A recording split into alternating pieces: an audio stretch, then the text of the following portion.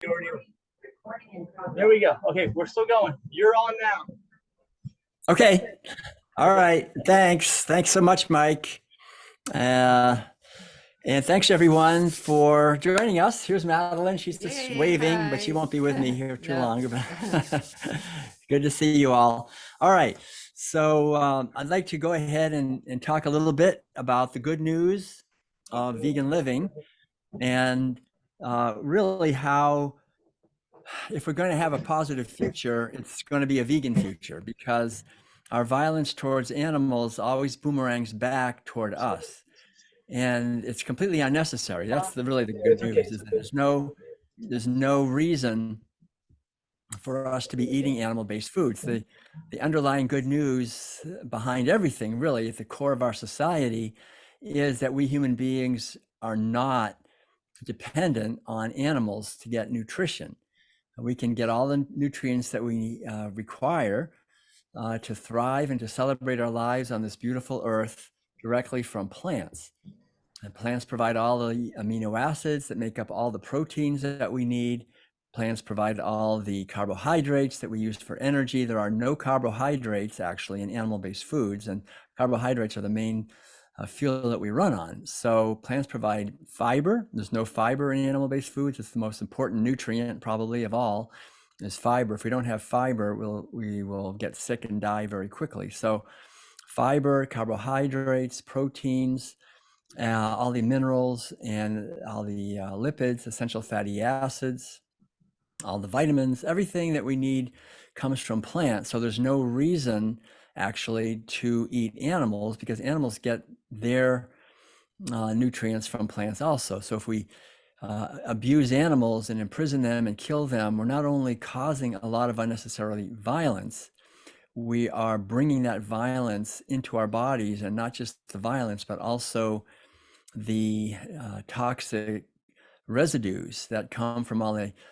chemical fertilizers, the pesticides and herbicide and fungicide residues, the heavy metals, PCBs and dioxins that accumulate in the environment, all concentrated in animal-based foods, as well as naturally occurring toxins that are in animal-based foods, like the high protein, which causes a lot of acid and acidifies our blood and tissues. And really the main reason the hospitals are filled with so many people are because people have acidified blood and tissues, causing liver disease and kidney disease and many forms of cancer, as well as saturated fat, which causes strokes and heart disease, and obesity and autoimmune diseases. All these various diseases that we have really are attributable primarily to the toxins that accumulate in animal-based foods.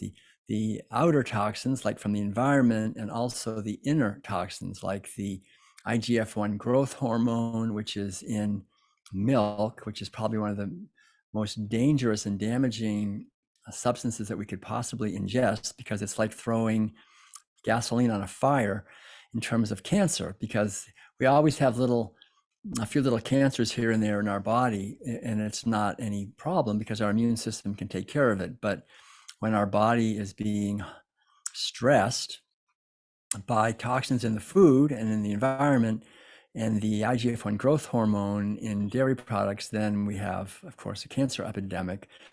And on top of that, there's also the main protein in milk, which is casein, which is a protein that is very, very large and unwieldy and difficult to break down, and again causes a lot of acid, and it causes autoimmune diseases also, and breast and prostate cancer especially are linked to casein. So one of the greatest things we can do, if we just do one thing to improve our health and improve the relationships really on our planet with animals, would be to stop eating dairy products. Very, very harmful, especially cheese. There's a good 10 to 15 pounds of milk in 1 pound of cheese. So reducing cheese consumption, or eliminating dairy products completely, of course, would be the best thing. And eliminating all animal-based foods, because they all come with a price tag of violence and abuse to animals, and environmental devastation and harm, not only to animals, but to ourselves. So that's the great good news. I'll go ahead and go through a couple of slides here just to kind of fill in a little bit the underlying ideas, because I think it's very important to understand the consequences, as I was saying, of our food choices. So one of the things to be aware of, I think, is that animal-based foods, not only do they concentrate toxins, but they concentrate violence and harm us on all 5 levels of health. So I'm going to do a short slideshow here showing some of the consequences of animal agriculture. So the thing to understand essentially is that animal-based foods are something that are showed to us and taught to us to be something that's in our best interest, and they're like a Trojan horse. They're not in our best interest. So here's let's see, here we go. So here's the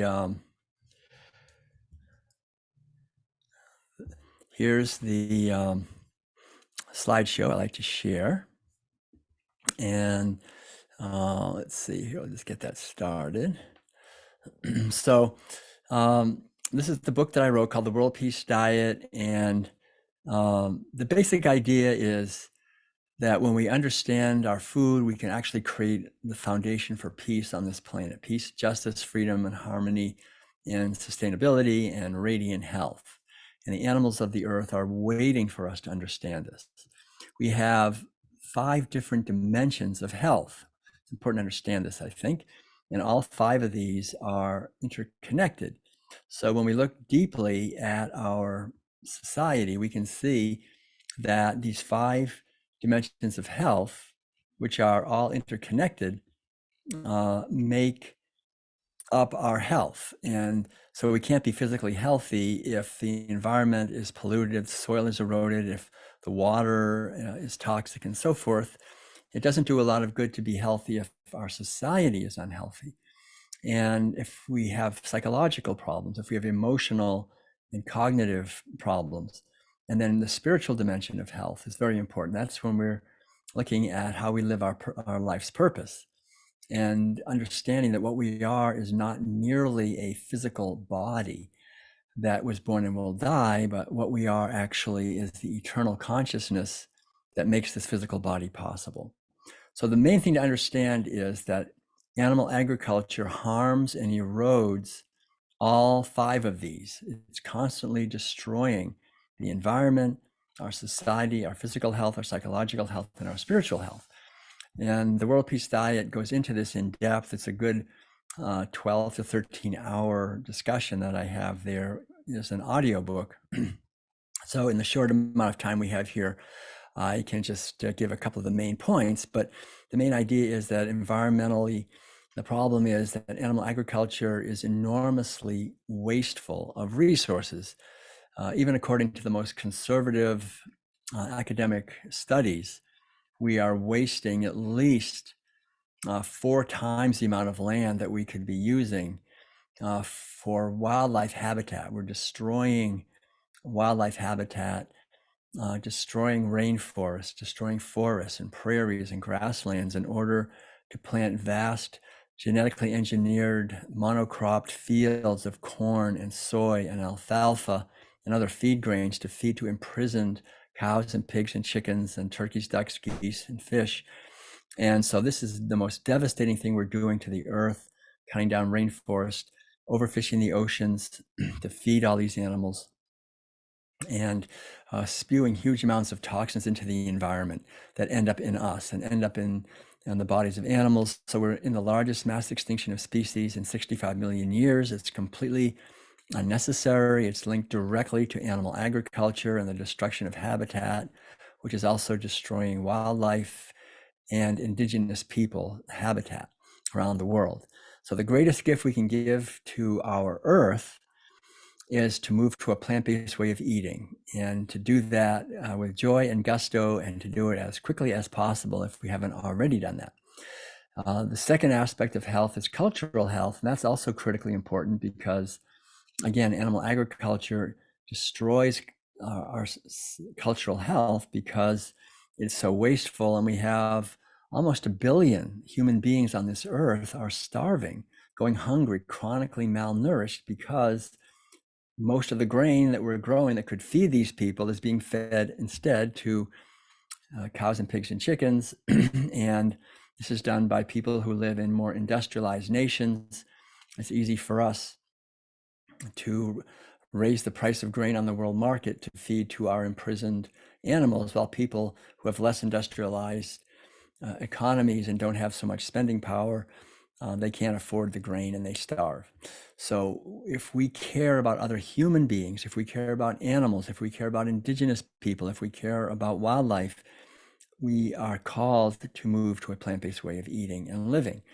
And also, if we care about workers, we've visited slaughterhouses and factory farms and seen that the workers in these places have the highest rates of worker-related injuries and among the highest rates of suicide and drug addiction and alcoholism. So again, to not pay for products that cause human beings to do work that brings out the worst in them, that makes them suicidal and violent and addicted.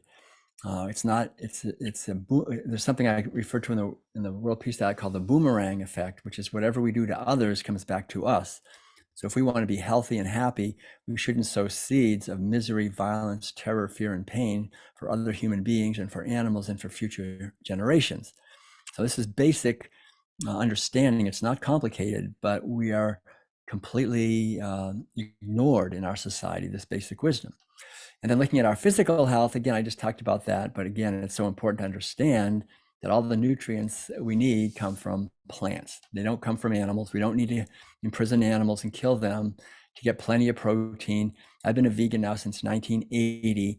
That's 42 years, and I'm far healthier than people my age, and haven't been to a doctor actually in that entire time, and or to a drugstore or had any medication, any aspirin, anything. I mean, I've been healthy and free of illness for the last 50 years, eating a plant-based diet, 42 of those years, and vegetarian before that. So I think the vegan, totally plant-based way of eating is by far the healthiest, and not just organic, but not just vegan, but also organic. Organic is very important, because remember, when we buy foods that have been sprayed with these toxic chemicals to kill bacteria and fungus and other microorganisms, it harms us, and it harms the microbiome in our body. And glyphosate, which is the main ingredient in Roundup, is now pervasive. So it's really important to buy organically grown fruits and vegetables and grains and so forth, because otherwise our microbiome is going to be damaged and make it difficult for us to digest our food properly. Leads to a lot of other problems like irritable bowel syndrome and many other problems. So organic is very important, and whole foods. Okay, so those are the main points. Psychological health is critical. Again, eating animal foods causes us to reduce our capacity to make connections. We don't want to think about where the food came from. So it dulls our natural intelligence, our intellectual capacity. It also harms us emotionally, because we live in a society where we're forced to not care about other living beings. And that, when we sow those seeds, that comes back to us, and we learn to not care about others. And so the whole idea here with veganism and with ahimsa, or nonviolence, is to care about others, to actually care about them to the degree that we don't do things that will harm them. I don't take up my wallet and pay for dairy products or for eggs or for the flesh of cows or pigs or chickens or fish, because I don't want to cause them suffering and future generations suffering and other human beings suffering, because I care. It's natural as a human being to care about others. And so we live in a society, we're raised in a society where we're ritually injected with a mentality of not caring. So that's the thing to understand. And then spiritual health is the most important of all. That has to do with our deep understanding of our true nature, and how we are here to bring a unique gift to the world for the short time that we're here. We're only on this earth for a few short decades. So we shouldn't fritter it away and waste our time trying to get things just for ourselves. We're here to bring our gifts to bless the world, to bless others. And when we understand this, then we can align with what veganism and ahimsa are, which is compassion for all living beings. So I'd like to talk a little bit also about just the history of this briefly. I'll just put this whole thing up here. So we've all been born into a society where from the time we're little kids, we've been taught to eat animal foods. And so that's reducing animals at the very top here. Animals are reduced to mere commodities. They're bought and sold by the pound. That only harms them, it harms us. Whenever we reduce and harm others and enslave others, it harms us as well. So it's very important to be aware of that. This started happening about 10,000 years ago in what is today Iraq. And people started to own animals as property for food back then for some reason. Nobody knows why exactly, but they started doing that. Wild sheep, wild goats, then eventually 2,000 years later, wild cows, and then other animals. And that led to the rising of a wealthy elite class. There had never been these wealthy elite, the kings they were called, until animal agriculture. So this took quite a few thousand years, but gradually a wealthy elite class emerged that owned livestock. Livestock were wealth. The more livestock you had, the more cows and sheep and goats you had, the more wealth you had. And of course, you needed land to feed them and water. And so the word capital, which is the old Latin word capita, means head, as in head of sheep and goats and cows. Capital was really livestock back in the ancient time. And so we had the beginning of capitalism as a way of the wealthy elite to control power and to control the population. They created two institutions, which we still have with us today. One of them is war. There had never been war until we started owning animals as property for food, herding them. And the oldest word for war that we have on this earth is gavia, which means the desire for more cows. So this led directly to war.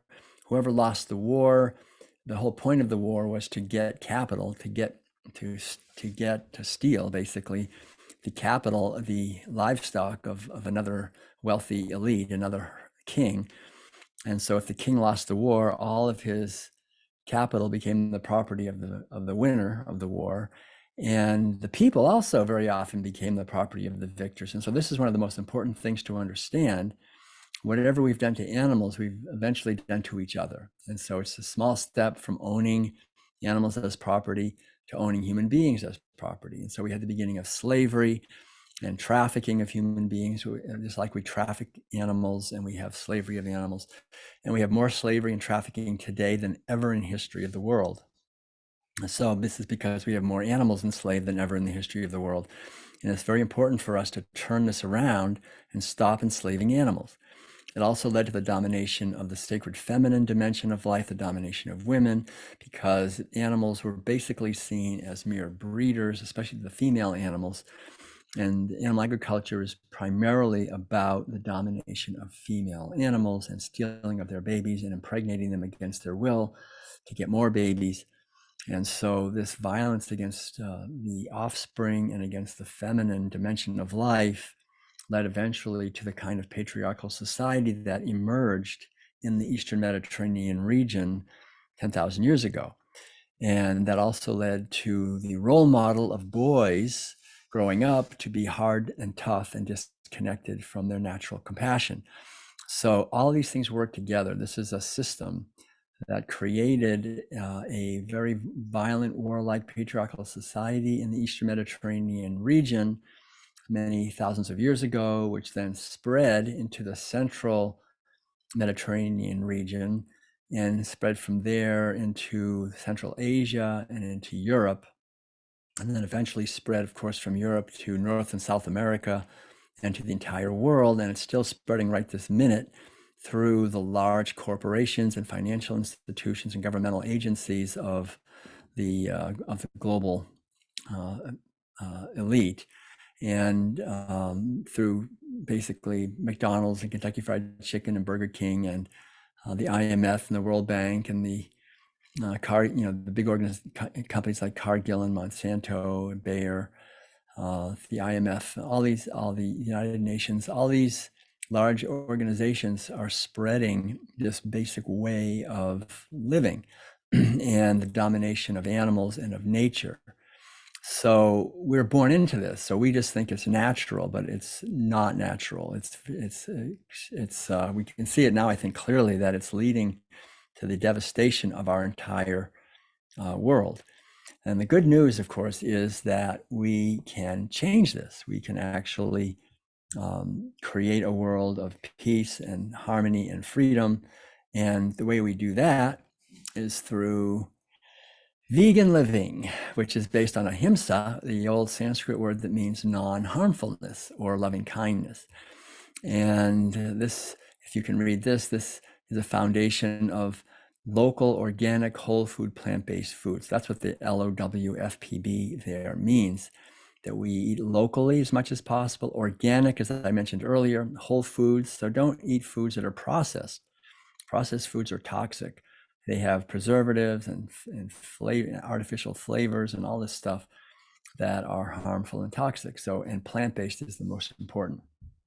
A whole food, organic, plant-based diet is a fantastic foundation for radiant health for ourselves, for animals, for future generations, for all living beings, for the earth. It leads to abundance, it leads to healthier ecosystems, leads to healthier economies, healthier people, more justice, freedom, and equality, more harmony and peace. And we can all contribute to it. That's the great good news, is we can all contribute to this all the time. So that's the thing to understand, is we have a situation here where nobody wants to acknowledge the cow in the room and the fact that one single industry causes so much harm. Diabetes rates have doubled. There are dead zones in the ocean. I'm worried about the next pandemic. The rainforests are disappearing. Why is our society so violent?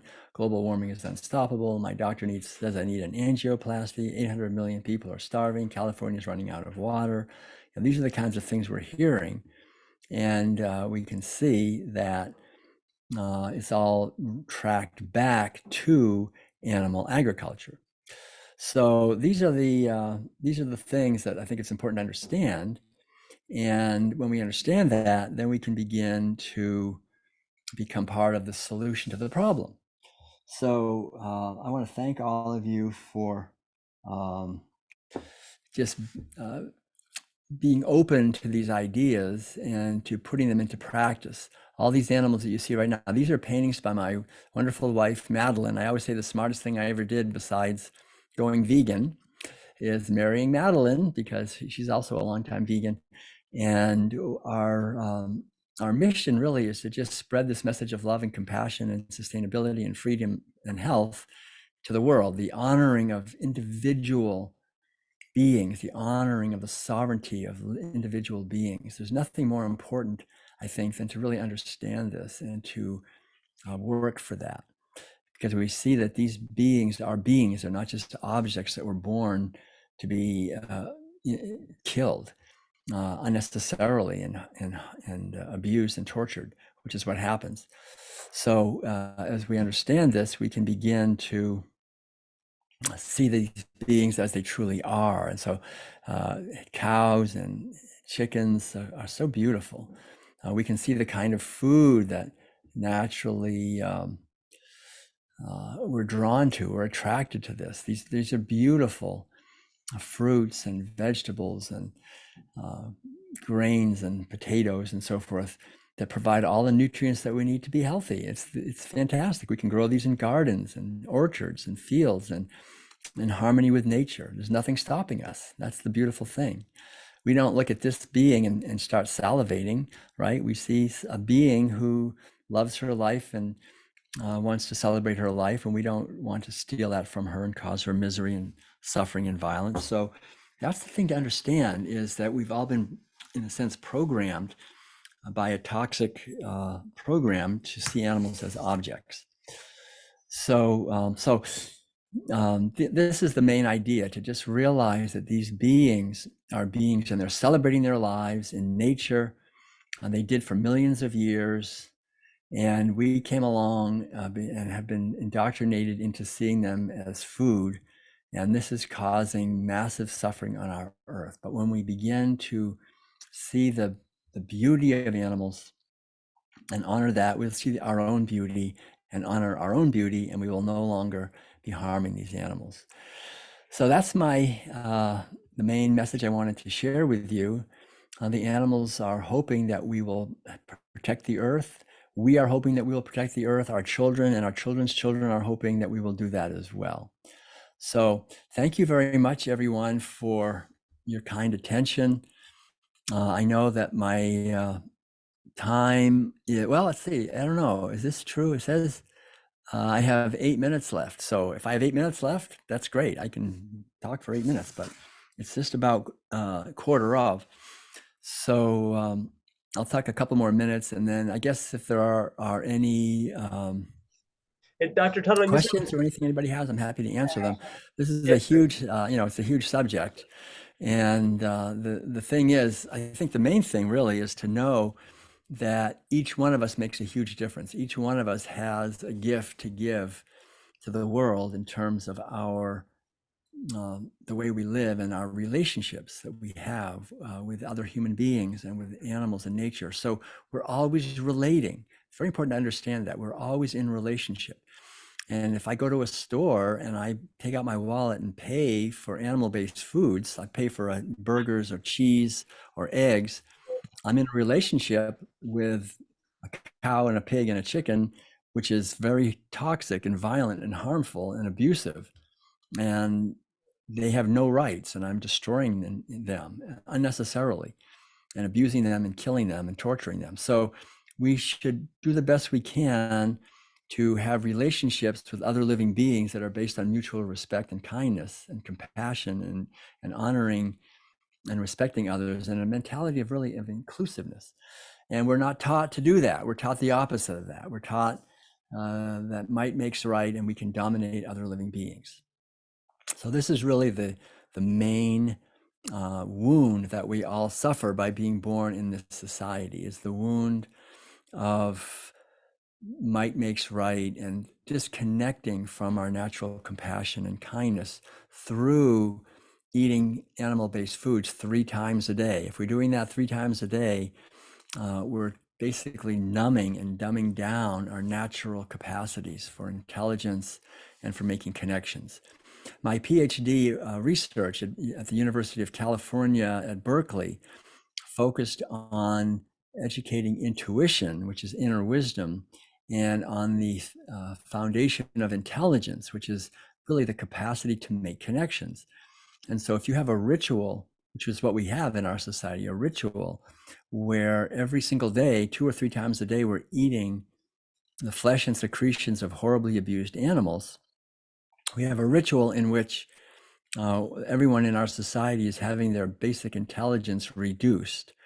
And this is explaining a lot, actually, because it explains how it's possible for us, with all of our intelligence and creativity, to be cutting down rainforests at 4 acres per second, building nuclear weapons to blow everybody up 20 or 30 times over, to create diseases that cause everyone to be sick, to have a tiny elite dominating and exploiting everyone else. Basically, we are treating cows and pigs and chickens as livestock and reducing them to mere products to be used. And we find the same thing happening to us, that we're being seen as livestock and being reduced and abused as livestock ourselves.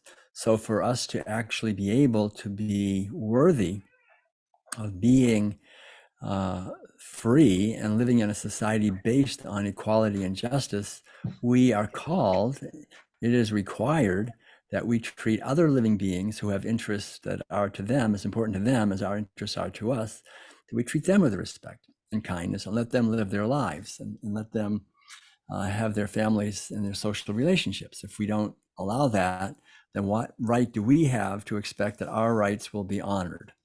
Because we're not honoring theirs. So our treatment of animals is the foundational blind spot. Our mistreatment of animals is the foundational violence that is boomeranging back into our society and causing social disorder and war and conflict and disease, that it's completely unnecessary. It all comes back from our abuse of animals. So understanding this, making an effort to understand this, doing the best we can to share these ideas with other people and to live our lives in alignment with this is the greatest gift we can give to the world. And it really means that we are called to bring our own lives into alignment with this. So we're all born into it. We're all born into a society of animal agriculture and of domination and violence. Most people, unfortunately, don't seem to be able to get their heads up above the water enough to see what's going on. But if you can, it's a fantastic thing, because then you can actually be a source for healing. All right, so I'm gonna go ahead and gonna stop here. I think I don't hear. Thanks, Dr. Tuttle. Can you hear us? Oh, Can you hear okay, us? yeah, I hear you now. Yeah. Okay, great. Well, thank you so much, Dr. Tuttle. We very much appreciate it. Great. All right, very much. Thanks. We'll see you here in Florida soon. I know. Thank you. Okay. Bye. Bye-bye. Thanks. You're welcome.